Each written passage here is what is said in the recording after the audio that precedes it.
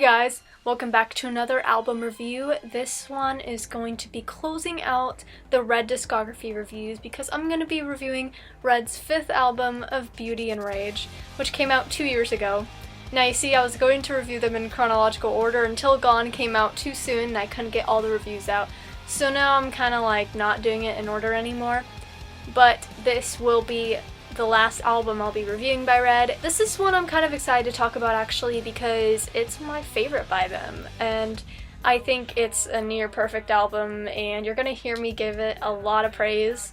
So yeah, I'm just really excited to dive into this really long masterpiece, you know? And so let's start off with track 1 called Descent, and this is an intro, but it's not really like their other intros they've done. It's more just like violins and cellos just like playing. It's a pretty simple intro, but then towards the last couple seconds of this song, the violins kind of end up sounding really creepy and sinister, and then it launches us into track 2, which is Impostor. This song has a pretty quiet intro for the most part, but then the guitars and the strings just explode into this really like slow-paced, you know, heavy riff. It seamlessly transitions back into a quiet verse, and then it transitions into the energetic pre-choruses.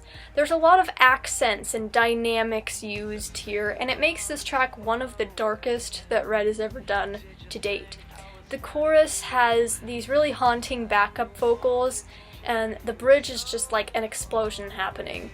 This song actually got me into Red, and even though it wasn't the first song I heard by them, it was one of the first, and it was the first I heard on this album. It really just made me want to check out more of their stuff, so yeah, this will always be one of my favorites by them for sure. Track 3 is Shadow and Soul.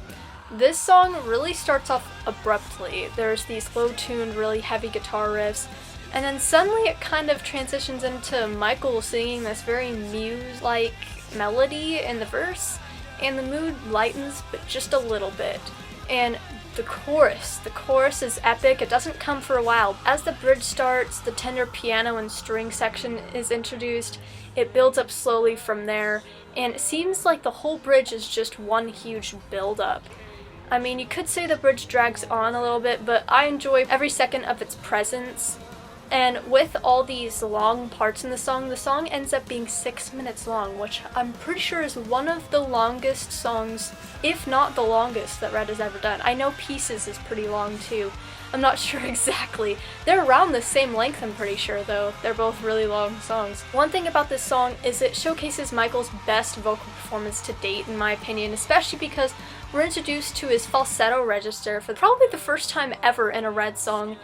And he also just belts out some real high notes. He goes all over the place in his extremes with his range, and so I really appreciate the song for that. Track 4 is Darkest Part, and honestly, there couldn't have been a better choice for a first single than this.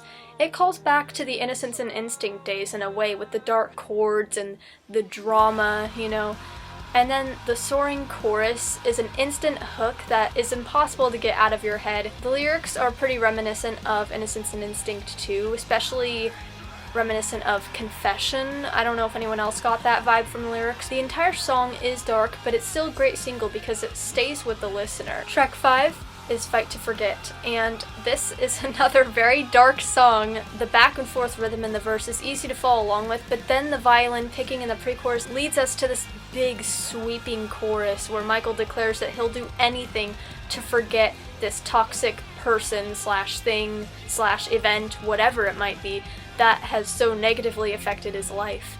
And the lyrics here can really just be hinting towards a ton of bad situations, and it makes the song more relatable for sure. This has got to have one of my favorite Red bridges of all time. I love like the twang in Anthony's guitars and the twang in Mike's voice during that one part in the bridge, you know. It's definitely one of my favorites. Track 6 is Of These Chains, and Of Beauty and Rage really takes a huge shift with this song, because while all the past songs have been full of darkness and energy and rage, to call back to the title a little bit, this is the first song that really depicts the beauty aspect of this album, you could say. It's possibly Red's softest ballad to date, and the verse is really beautiful. It's interesting because the chorus doesn't have any drums or guitars. It's pretty much just Michael's very, very soft singing and piano and strings, and that's it. And the majority of the song is like this. It never really kicks off, it never really goes anywhere, it just kind of stays real quiet like this. I like how the chorus kind of brings some variety to the song and to the album in general, but it's probably not one of my favorite parts of the album. The piano and strings definitely play the biggest role in this song, and it really just carries the song. Unfortunately though, this is one of my least favorites on the album, but that's really not saying much because I do like all the songs on here, obviously. Track 7 is Falling Sky, and the one bland moment on the album, in my opinion, that was in Of These Chains is immediately redeemed for me with this song, because this is my favorite on the whole album. The beginning kind of sounds like remixed violins, which is very interesting, and then there's sort of like an electronic opening. At first, when I was first giving this a listen, I assumed it was going to be calling back to Release the Panic when they kind of experimented with more electronic sounds, but then I was really wrong, obviously, because Falling Sky is really dark and heavy, just very heavy, one of the heaviest on here.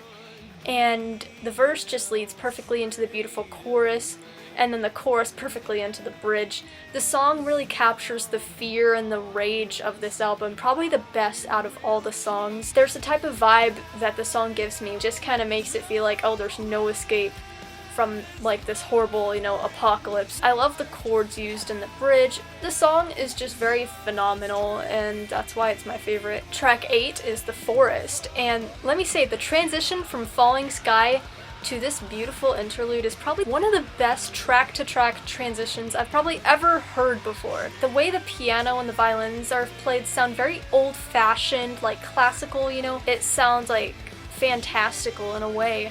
It's very short. I don't even think it's a minute long, but I'm very glad it's here. I really do think this was well executed, pretty much right in the middle of the track listing, and I know they did that on purpose. It's because it's a great decision.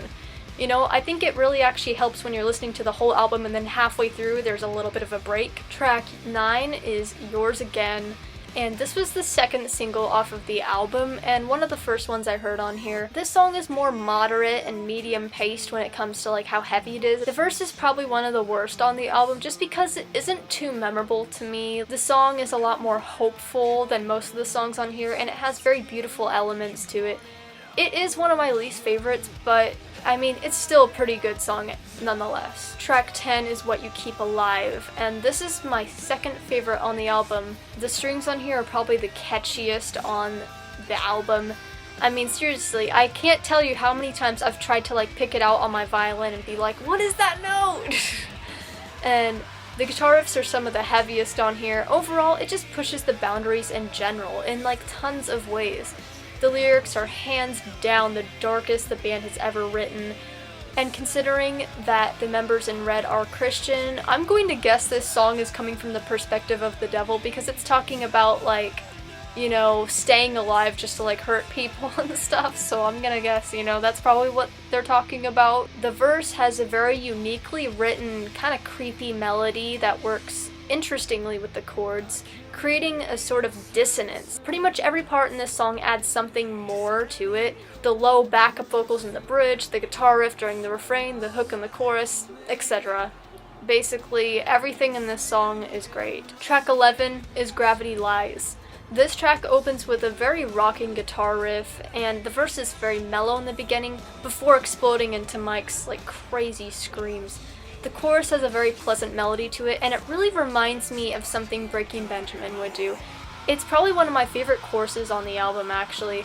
I am a little surprised Ben didn't co-write this song, because Ben Burnley from Breaking Benjamin, he ended up co-writing Shadows off of Innocence and Instinct, and this kind of sounds a little bit like that. Like, I don't know, it really does remind me of that sound. The bridge really mellows things back down with the soft guitar picking and the strings, and I feel like this song does a really good job at blending the beauty and rage elements of this album into one. Track 12 is Take Me Over. This was another single, I'm pretty sure it was the third single. This one is pretty much the poppiest sounding one here. It really does sound like Living Things era Linkin Park, especially like the song In My Remains. I know I'm not the first one to make this comparison. and I can definitely hear it, you know? It's written all over the song, you know? I love the lyrics in this track, really, depicting how a life can drastically change. Unfortunately, Living Things happens to be one of my least favorite albums by Linkin Park, and the instrumental and production on this track just does not do it for me. It's probably my least favorite on the album, and I think it's actually better live. I don't think the studio version does it justice. And actually, I've been lucky enough to hear this song performed live twice, and hopefully for more times to come. Track 13 is The Ever, and this song does an even better job at blending beauty and rage. More than Gravity Lies, even. I love the really peaceful, tranquil atmosphere in the beginning and the verse in this song. It's a very easy song to just sing along to. It has some of the best melodies on here, I think. Something about the chorus is reminiscent of Until We Have Faces to me, which is something I really think is a highlight. The lyrics and second verse seem to be alluding to past album titles, and some of the lines include, like an instinct without another life to take, and like your eyes without a face. Basically alluding to Innocence and Instinct and Until We Have Faces. And then the bridge just explodes into Mike belting out, "It's beauty and rage." When it comes to themes, I think this song really sums up the album the best. It's a very beautiful, underrated track. And one last thing! The lyric about "you woke me up inside" is probably referring to Evanescence, I'm gonna guess. Good trivia question for the band. Track 14 is Part That's Holding On. The melody and the intro is really good. The subtle keyboard blends very well with the guitars, and I gotta say, this might be one of my favorite choruses on the whole album. I feel like I've been saying that a lot, but I don't know, this album just has really good choruses, I guess. I love how Mike's voice just soars in this one. It's a medium-paced one with variety. It's a very nice, reflective closing track. And lyrics are reminiscent of End of Silence a little bit to me. It's one of my favorites, and I think my favorite thing about it is probably the instrumental work. It's just brilliant. Track 15 is Ascent, and this is a 4-minute outro track. It sounds just like Descent at first, but then the chords the orchestra is playing kind of gradually cheer up just a tad, showing a bit of light and hope at the close of this long, dark symphonic rock album. Overall, one of my favorite albums of all time for sure, and definitely my favorite from Red. I think the dark symphonic material is what they do best, and I really loved how they pushed the boundaries with this album. They were not afraid to create a song like What You Keep Alive. They were not afraid to create several 5-minute long songs in a row, for example, you know? Even the couple weaker tracks on here, like Take Me Over and Yours Again, are great. This album is pretty much near perfection, and it's close enough to perfection that I'm going to rate it a perfect 10. I'm going to rate it a 10 out of 10.